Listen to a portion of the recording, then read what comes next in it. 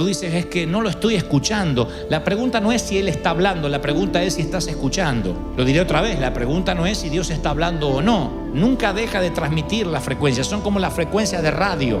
En este momento estamos con un montón de ondas televisivas y radiales que están cruzando esta arena. Tú dices, pero yo no escucho ninguna radio. No, porque no estás sintonizando ninguna de esas frecuencias y dejas de oír su voz. Me recordó algo que es fundamental y que alguna vez lo hablamos en las reuniones de ADN con el liderazgo de esta congregación, y que es que la mejor manera de saber cuando una persona está preparada para liderar a otras es cuando es capaz de liderarse a sí misma. Una persona que puede liderarse a sí misma, que tiene autocontrol de su carácter, de su temperamento, de su forma de ser, es una persona que puede liderar a otras. De otro modo no puede liderar, no puede llevar adelante ningún proyecto de vida y mucho menos conducir a otros hacia un nivel de vida mejor. Es la astilla que menciona el Señor en Mateo 7. Jesús dijo que había que sacarnos la viga que tenemos en el ojo antes de realizar una cirugía para eliminar la pelusa del ojo del prójimo. Es que es imposible que uno pueda ayudar a otros si primero no quita lo que le molesta personalmente. Pero la tendencia humana siempre es pensar de esa manera. A veces queremos establecer una institución para instruir a otros sobre la limpieza del hogar, y en casa tenemos los restos del huracán Andrew. En casa tenemos un caos, pero siempre queremos que el otro sea el que tenga la limpieza. Aconsejamos a otros sobre las incapacidades y a veces nos mantenemos ajenos a las nuestras, a las propias, a nuestros problemas, ¿no? El Señor lo dijo: ustedes, fariseos, le imponen cargas a las personas que ustedes mismos no pueden llevar, no pueden cargar. Y nosotros siempre hablamos de llevar a otras personas a Cristo, ¿no? Decimos, vamos a predicar, a llevar a personas que no conocen del Señor, a llevarlos a la cruz. Y ahí está la clave, preguntarnos si nos podemos llevar nosotros mismos a Cristo. Y no hablo de aceptar a Cristo por primera vez, que la mayoría lo ha hecho. Me refiero si tenemos la capacidad de volvernos a comprometer con el Señor cuando estamos alejados. Se trata de renovarse. La Biblia es una continua renovación, nos lleva a renovarnos todos los días. Isaías 53:6 dice: todos andábamos perdidos como ovejas, cada uno seguía su propio camino, pero el Señor hizo recaer sobre él la iniquidad de todos nosotros, sobre Cristo, la iniquidad o el pecado de todos nosotros. Entonces yo veo, antes de construir lo que quiero decirle, quiero darle esta suerte de introducción. Cada vez que el Señor nos compara con ovejas, y lo he mencionado en otra ocasión, siempre me pregunté por qué se le ocurrió al Señor compararnos con las criaturas esas peludas que pululan las colinas de Judea. ¿Por qué no nos compara con ovejeros alemanes, por ejemplo? Bueno, aquí los estoy entrenando como leones, eso hubiese estado bien, o como tigres, o como panteras.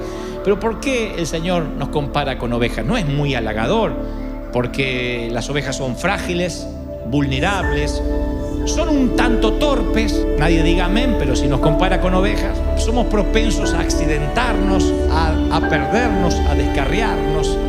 Pero nos compara con ovejas porque es el único animal que sí o sí necesita un pastor. No hay ovejas salvajes, no hay ovejas que anden por la pradera de manera salvaje y puedan sobrevivir. Después todo el resto de los animales tienen su versión del salvajismo, tienen su versión no domesticada. Hasta un gato puede ser salvaje, un perro puede ser salvaje, pero no una oveja.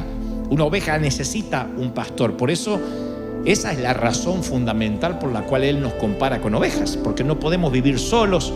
Solos estamos a la deriva, como un cometa sin cuerda, como una hoja en la tormenta. Y ahora, ¿por qué nos desviamos si somos ovejas? Bueno, yo tengo 3 causas comunes por las cuales nos desviamos y no nos renovamos, como les decía recién. Primero, no cuidamos como ovejas las fortalezas. O sea, lo que nos hace fuertes no lo solemos cuidar. Descuidar nuestras fortalezas puede convertirse a veces en nuestra mayor debilidad. Por ejemplo, una persona que tiene el don de la misericordia, el don de ayudar, si no lo cuida, puede sentir culpa por las cosas que no puede hacer porque no puede ayudar a todo el mundo y empieza a sentirse abrumado, y lo que fue al principio un regalo de Dios se transforma en una carga sin la ayuda de un pastor, sin la ayuda del Espíritu Santo. Tiene el deseo de ayudar, se ve impotente para ayudar y entonces vive preocupado, vive cargada o vive angustiado por todo lo que no puede hacer. Si Dios le da a alguien el don de sabiduría y esa es su fortaleza, sin la ayuda del pastor, como cualquier oveja, se puede llenar de orgullo, porque todo lo sabe, porque él conoce todas las respuestas o ella conoce todas las respuestas. Entonces es una oveja que sin la ayuda del pastor, el don de la sabiduría linda con el orgullo, con la pedantería, con la petulancia. ¿Estoy siendo claro lo que digo, sí o no? La segunda cosa que yo veo por la cual nos descarriamos, además de descuidar lo que Dios nos da, las fortalezas, por alejarnos del pastor, es que cuando nos alejamos del pastor, perdemos la alegría, lo que yo llamo la alegría robada. David, cuando peca en el Salmo 51:12, él dice, entre otras cosas, devuélveme la alegría de la salvación y que un espíritu obediente me sostenga. No es casual lo que está diciendo el salmista. Yo quiero tener un espíritu obediente, pero necesito recuperar la alegría de la salvación. A veces el enemigo nos desvía del camino, nos quita del corral y al alejarnos del pastor nos quita la alegría. Cuando uno pierde la alegría, todo se hace cuesta arriba. La alegría no tiene que ver con la felicidad. La felicidad es de a ratito y viene por acontecimientos, pero también se va por acontecimientos. Viene con el nacimiento de un baby y se va con la muerte de un ser querido. Miren cómo la felicidad puede escurrirse de entre los dedos. Miren qué escurridiza es que llega. La felicidad no es el álbum de fotografías que conservas en tu casa. Esos son momentos. Entonces la alegría no tiene que ver con la felicidad, tiene que ver con el gozo de servir al Señor. Decir, bueno, mira, no me fue bien en el matrimonio, no me fue bien con mis hijos, bueno, no tengo el trabajo que deseo, pero tengo la alegría, el privilegio que muchos no tienen, que los ángeles no pueden tener, de servir al Rey de Reyes, de servir al Señor de Señores. Eso me tiene que producir una alegría que compense la vida común o la vida rutinaria. Lo tercero es que al alejarnos de Dios o de nuestro pastor, no escuchamos su voz. Y la palabra dice en Juan 10:4, las ovejas lo siguen porque reconocen su voz. Mi pregunta esta mañana es, ¿reconoces la voz del pastor? Tú dices, es que no lo estoy escuchando. La pregunta no es si él está hablando, la pregunta es si estás escuchando. Lo diré otra vez, la pregunta no es si Dios está hablando o no. Nunca deja de transmitir las frecuencias, son como las frecuencias de radio. En este momento estamos con un montón de ondas televisivas y radiales que están cruzando esta arena. Tú dices, pero yo no escucho ninguna radio. No, porque no estás sintonizando ninguna de esas frecuencias y dejas de oír su voz. Entonces yo puedo ver tres cosas en esto de alejarse del pastor y por qué nos descarriamos y no nos renovamos. Y voy a repasarla. La primera es la que le dije recién. Bueno, además de perder la alegría, no reconocemos su voz y, entre otras cosas, no cuidamos los talentos que Dios nos dio. Entonces un día estamos alejados. Ahora, ¿me están siguiendo, sí o no? Déjame que te diga algunos tips que he aprendido. No sé mucho de ovejas, pero sé algo de la vida, porque he vivido, en mis 32 años de vida he vivido mucho. Y sé algo, no, ya voy para medio siglo, pero en mi medio siglo de vida yo he aprendido algunas cosas, porque en ese medio siglo he estado mínimamente unos 42 años en las cosas del Señor, desde chiquitito. Y entonces he aprendido muchos tips en esto de perderse y de ser encontrado. Porque a veces uno dice, sí, soy la oveja perdida, que me venga a buscar. Y el pastor es fiel para buscar, siempre. ¿Es fiel para buscar al Señor o no? Lo es. Pero ser encontrado requiere cierta cooperación de nuestra parte. Como les dije recién, envejecer es automático, madurar es opcional. Y para ser encontrado, la fe está vinculada siempre a la acción. Siempre que Dios nos busque, nosotros tenemos que querer ser encontrados. Yo acabo de darte 3 razones por las cuales quizás te sientas que no estás renovado. Este mensaje va para los que hoy dicen, ¿por qué me siento cansado en el alma? No hablo del cansancio físico que se recupera con 7 u 8 horas de sueño. Hablo del cansancio de la mente y el cansancio del espíritu y de la angustia del alma, esa que termina en un surmenage o en un estrés. Y nos volvemos unos amargados, unos torpes, unos petulantes. Por eso decía al inicio de este mensaje que la capacidad de liderar se ve cuando podemos autoliderarnos primero nosotros. Y seguiré diciéndole algunas cosas sobre esto de perderse y encontrarse. Si perder el gozo es un patrón constante, debes saber que el pastor utilizará la corrección. En la cultura de los pastores beduinos, si las ovejas se mantenían cerca de los pastores, los depredadores no podían atacar, porque los pastores le tienen miedo, sea el lobo, sea quien sea. Pero los depredadores son pacientes y esperan que las ovejas se desvíen.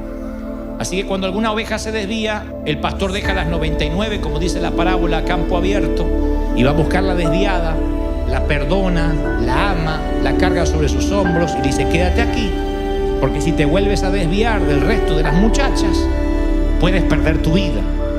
Pero si el pastor ve que esa oveja es propensa a desviarse, que hace 5 años no cambia la oveja, 4 años y hay que hablarle de lo mismo y de lo mismo y de lo mismo y de lo mismo, y todo lo toma personal y todo lo toma que es para en contra de él o en contra de ella.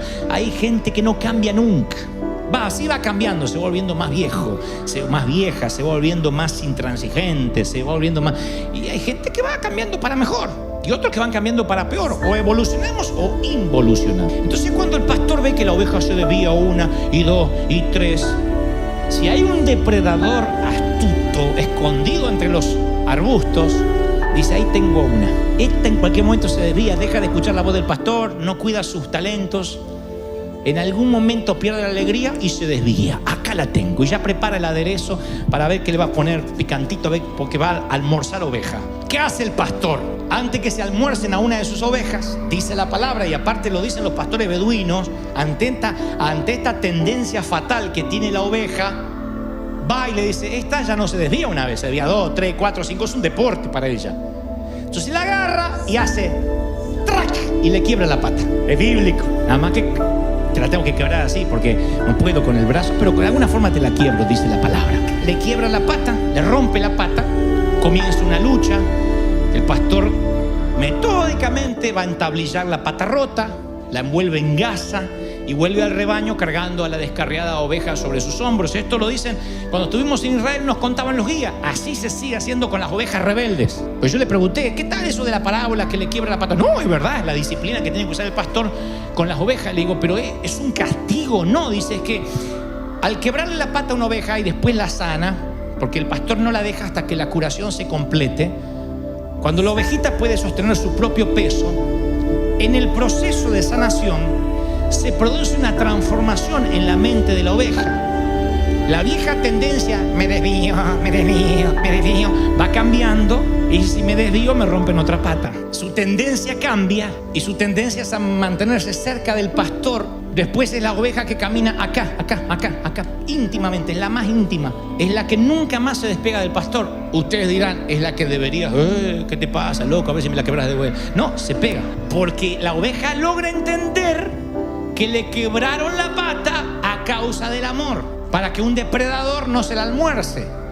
Lo entiende, una oveja, un animal, un cuadrúpedo lo entiende, Ahora, en el momento de la lesión, estoy seguro que la oveja pensó algo distinto. En el momento que te están quebrando la pata, no está diciendo: ay, pastor, quiébremela. No está diciendo eso, se enoja, maldice, pero ahora menos se puede alejar del pastor porque es el único que la puede curar. Eso es lo que dice el Señor que hace. La fe es vivir anticipadamente lo que entenderemos después. La corrección es sinónimo de protección. Entonces a veces, algunos de nosotros, Dios nos tiene que hacer track y decimos: pero ¿por qué tuve que perder el empleo? ¿Por qué? ¿Por qué me pasó esto en el matrimonio? ¿Por qué me pasa esto con mis hijos? Y si miramos hacia atrás de manera autocrítica, vamos a descubrir que tenemos una tendencia a perder el gozo de servir, a dejar de oír su voz, a no cuidar los talentos que Dios nos dio. Entonces ya no somos la oveja que cada 10 años se descarría un poquito, sino que vive descarriada y cada 10 años se acerca un poquito. Cuando la tendencia es a la inversa de como debería ser, el pastor que te ama tanto te quiebra la patita, te trae en los hombros y por la montaña a buscarla fue. La encontró de novio con un inconverso, le quebró la pata, la trajo de vuelta y al redil volvió.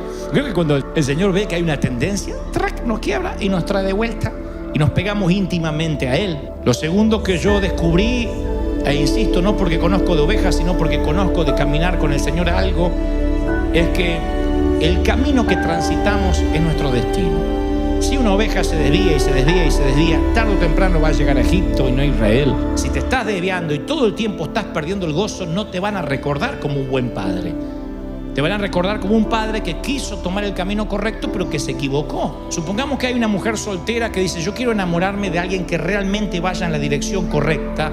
Quiero enamorarme de alguien que me comprenda, de alguien a quien ame. Esa es su intención, pero luego en el camino se mete con el primero que se le cruza solo para no sentirse sola. Y entonces ella descubrirá que Egipto está apenas bajando la calle. Un día se encuentra desviada, perdió la manada y no sabe cómo llegó hasta ahí.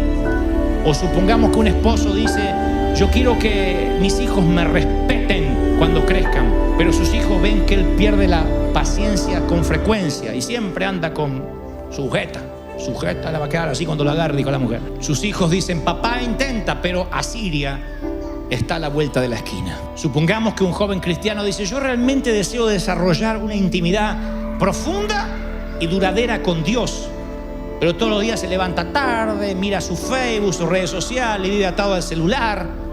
Mi querido, por más que quieras tener una relación con Dios, Egipto es la próxima salida del freeway. Los recién casados deberían tener una seguridad económica a la edad de sus padres. Sin embargo, no planifican nada, compran todo lo que ven, se meten en créditos, en abusos de tarjetas de crédito justamente.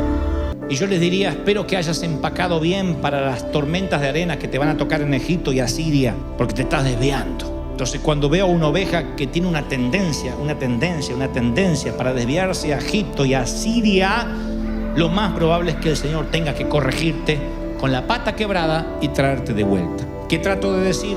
Que a lo mejor esto que te está pasando no es una causal de que el enemigo metió la cola necesariamente, sino que Dios te corrigió porque te ama demasiado. Muchos están trabados en sus estatus sociales.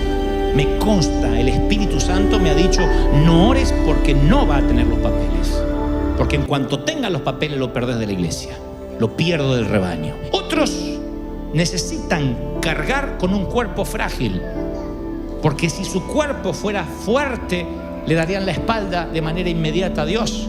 Pablo pide 3 veces ser librado de una debilidad. Aunque hay teólogos que dicen que eran problemas quizás en la vista, miopía, que era rengo, él no habla de un problema físico, habla de debilidad. Y la misma palabra en el original hebreo habla de una suerte de tentación o pecado, algo que a él lo estaba realmente amedrentando, de modo que decía: mi carne hace lo que mi espíritu no quiere. Y el Señor le dice: bástate con mi gracia.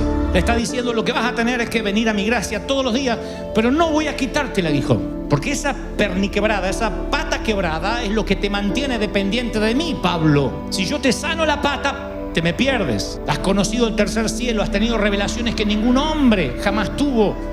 Aunque te consideras el menor de los discípulos, fuiste el único al que yo le prediqué personalmente luego de estar resucitado. Podrías andar por la vida diciendo: a mí ningún hombre me pudo predicar. Cristo me tuvo que predicar camino a Damasco.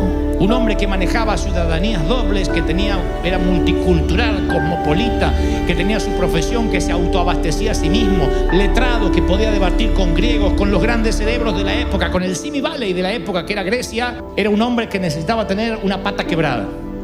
De otro modo, no sería el gran Pablo que conocemos y quizá hubiese seguido el camino de Judas o quizá otro. El Señor sabía que tenía esa debilidad, lo conectaría con él y que Dios de ese modo se llevaría la gloria. Entonces, lo que trato de decir es que a veces maldecimos una falencia, una minusvalía, algo que nos está faltando, y es justamente eso lo que te ha acercado a Dios todos estos años. Por esa debilidad, por eso que no dejas de orar, es que estás aquí. Dios nos conoce. Tú dices: no, si Dios me da la seguridad de que esto se me va a ir, yo le voy a servir. Tu abuela, ¿sabes la gente que yo conozco? Tu abuela, dice el Señor en Proverbios 8:16. ¿Sabes la gente que yo conozco?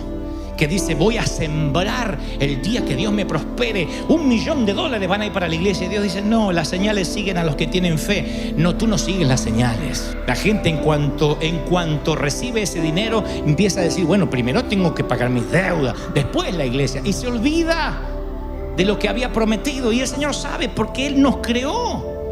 Él sabe que nosotros inmediatamente tendemos la tendencia a alejarnos del Hijo. Mira, voy a contarles esta maravillosa historia en los últimos 2 minutos. Un viudo rico tenía un hijo al que amaba profundamente. Viudo, multimillonario y con un hijo. Entre otras cosas, el padre era aficionado al arte y viajaba por el mundo coleccionando obras de grandes pintores: Rembrandt, Monet, Van Gogh. El hombre compraba las pinturas y las exhibía en su propia mansión.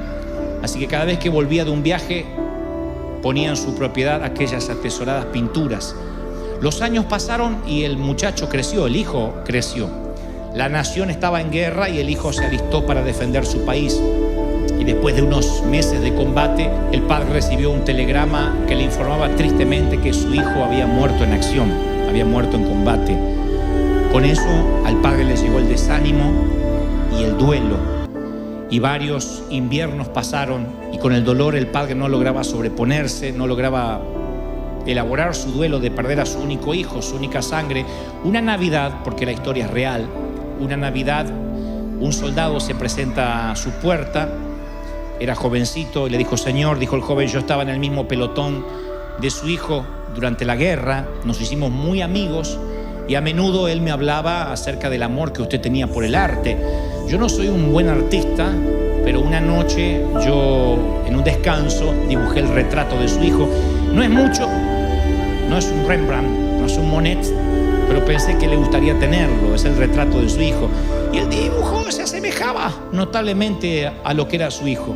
Así que le cayeron lágrimas a los ojos del padre, y aquella pieza de arte se convirtió en la más preciada para el hombre. Lo colgó sobre la chimenea y cada día la miraba y le hablaba al hijo. Pasaron algunos años y el padre murió, y coleccionistas de todo el país vinieron, volaron de todas partes del mundo para comprar las obras de arte que iban a ser subastadas. Nunca tantas obras de arte habían estado bajo un mismo techo. Así que posibles compradores millonarios colmaron la sala esperando ofertar por un Rembrandt o por un Monet. Pero para sorpresa de todos, la subasta no comenzó como había esperado, sino con una pieza, con un cuadro que no estaba en la lista, el dibujo hecho por el joven soldado. El subastador dijo: la subasta va a comenzar con el dibujo que hizo el soldado. Y para sorpresa de todos, que se enojaron, estaban desconcertados, los podías oír impacientes, enojados, diciendo: no viajamos de tan lejos para comprar el dibujo de un novato, por favor, salgamos de esta subasta ya. Y el subastador dijo: comienza la subasta con la foto, con el dibujo del soldado. $100. Aparte, es una subasta de millones. Empezar una subasta con $100 es una locura. Nadie ofertó. El subastador sigue diciendo: vamos, $100 es la oferta inicial. Nadie ofertaba porque era un insulto llevarse el dibujo de un novato, que además lo había hecho en el frente de batalla y no tenía ni título, ni nombre, ni nada. Así que decían todos: pasemos a los cuadros importantes. Y el subastador decía: no, primero es este cuadro, $100, ¿quién oferta? Y lentamente, de atrás, un anciano levanta la mano y dice: bueno, yo no tengo mucho dinero, pero sí fui vecino de esta familia, de este hombre por muchos años. Conocí a la esposa antes de morir, conocí al hijo, así que yo voy a comprar el dibujo. No tengo mucho dinero, pero puedo juntar ahora los $100. El subastador dijo: bueno, la oferta es de 100, ¿alguien oferta 150? Y nadie ofertó. Entonces dijo: subastado por $100. Y le entrega el cuadro que estaba sobre la chimenea al anciano, que era vecino. Ahora los coleccionistas dijeron: muy bien, ahora podemos seguir adelante con la subasta. Y el subastador dijo: no, la subasta se termina aquí. Y dijeron: ¿por qué esa subasta está terminada? Es imposible. La multitud comenzó a protestar. Un coleccionista dijo: pero si ni siquiera comenzamos con lo bueno, ¿por qué la subasta se terminó? Lo siento, dijo el subastador, la subasta está terminada. No puede ser, insistían los coleccionistas. Y entonces el subastador lee una parte del testamento del hombre que dijo: es muy simple. Según el testamento del padre, dijo: cuando subasten todas mis pinturas, comiencen con el dibujo de mi hijo, y aquel que se lleve a mi hijo se lleva todo. ¿Te llevas al Hijo? ¿Te llevas al Hijo? ¿Cuánto dice Señor? Ese es el Señor que quiero, puro, sencillo, simple. ¡Aleluya! Alguien tiene que aplaudir más que eso si cree que el Rey ha hablado hoy. ¡Aleluya! Amo esa historia. ¡Trac! Y el Señor te dice esta mañana, ¿quieres regresar al redil? ¿Quieres volver a casa? ¿Puedes liderarte a ti mismo para volver a casa? ¿Quieres volver a casa? Te propongo un camino de regreso a casa. Cerca del Hijo y te llevas todo. No hay nada mejor que estar cerca del Hijo, aunque tengas que venir cojeando. Pero es maravilloso cojear, porque significa que es la marca que tuviste un encuentro con Dios. Gracias por llegar hasta el final. Si esta palabra tocó tu corazón, te animo a seguir escuchando lo que Dios tiene preparado para ti en los siguientes videos.